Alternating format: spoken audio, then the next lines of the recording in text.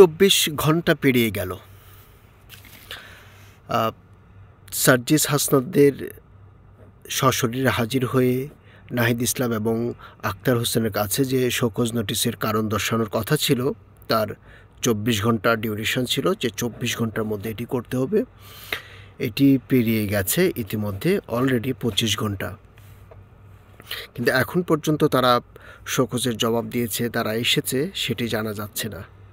তারা এখন পর্যন্ত যতদূর জানা যায় যে তারা কক্সবাজারেই অবস্থান করছেন, ঢাকায় তারা এখনও ফেরেননি। যদি তেমনটি হয় তাহলে কি হলো ব্যাপারটা? শোকজের জবাব যদি না দেয়, অন্তত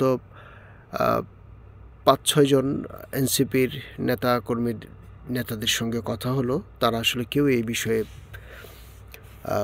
কোনো তথ্য দিতে পারেন নাই যে তারা আসলে দিয়েছে কিনা।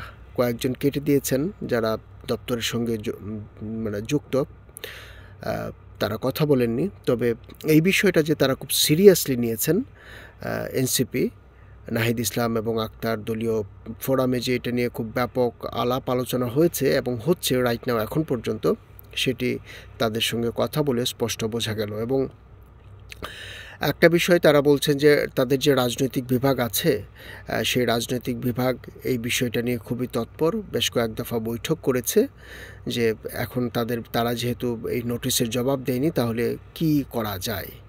যেহেতু এখনও দলীয় গঠনতন্ত্র চূড়ান্ত নয়, এখন পর্যন্ত দলীয় গঠনতন্ত্র চূড়ান্ত না হওয়ার কারণে কারো বিরুদ্ধে সেইভাবে ব্যবস্থা নেওয়ার সুযোগ আছে কিনা সেই প্রশ্নটি এখন তৈরি হয়েছে। তাহলে কিন্তু তারা যে ২৪ ঘন্টার মধ্যে আসলেন না, নাকি অন্য কোনো পঞ্চপাণ্ডবের অন্য কোনো খেলা শুরু হয়েছে, সেই বিষয়গুলো নিয়ে কিন্তু এখন আলাপ আলোচনা হচ্ছে।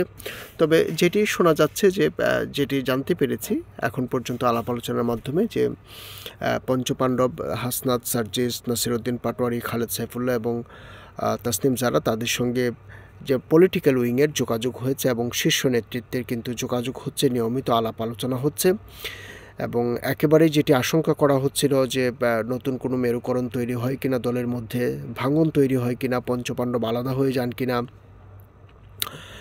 সেই সম্ভাবনার কথা নাকচ করছেন যাদের সঙ্গে কথা হয়েছে তারা। কিন্তু এইটা আসলে কিভাবে মিটমাট হবে, যেহেতু দলীয় শৃঙ্খলার বিষয়, এর আগেও বেশ কয়েকবার তাদের বিরুদ্ধে, দুইজনের বিরুদ্ধে শোকজ নোটিশ দেওয়া হয়েছে, তারা সেই জবাব দিয়েছেন। এখন যেহেতু একটা খুব গুরুত্বপূর্ণ মুহূর্ত, তারা এই কাজটি করেছেন এবং এই নিয়ে সারা বাংলাদেশ জুড়েই আলাপ আলোচনা হয়েছে, রাজনৈতিক অঙ্গনেও ব্যাপক চাউর হয়েছে, শুধু রাজনীতি না, আন্তর্জাতিক পর্যায়েও এটা নিয়ে ব্যাপক আলাপ আলোচনা হয়েছে। যেহেতু এটার সঙ্গে বাংলাদেশে ঢাকায় নিযুক্ত যুক্তরাষ্ট্রের সাবেক রাষ্ট্রদূত পিটার হাসের নাম জড়িয়েছে, যে পিটার হাসের সঙ্গে তারা বৈঠক করছেন গোপনে, এবং কী নিয়ে বৈঠক করছেন সেগুলো নিয়েও ব্যাপক আলাপ আলোচনা দেখলাম সোশ্যাল মিডিয়াতে হচ্ছে, গুজব প্রপাগান্ডা চলছে।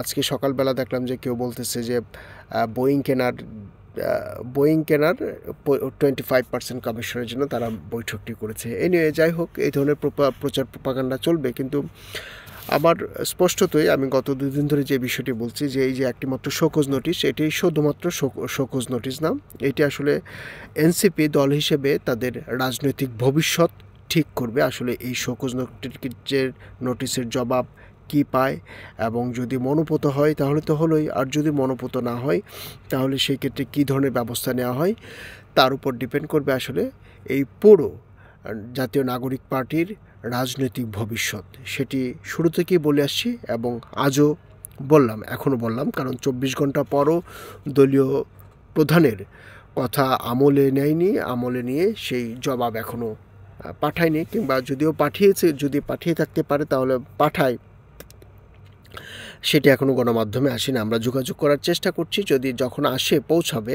এবং গণমাধ্যমকে জানাবে এনসিপির নেতাকর্মীরা যে তারা শোকজের জবাব দিয়েছে কিংবা দেয়নি, তখন হয়তো পরবর্তী বিষয়গুলো আরও আপনাদেরকে জানানো যাবে।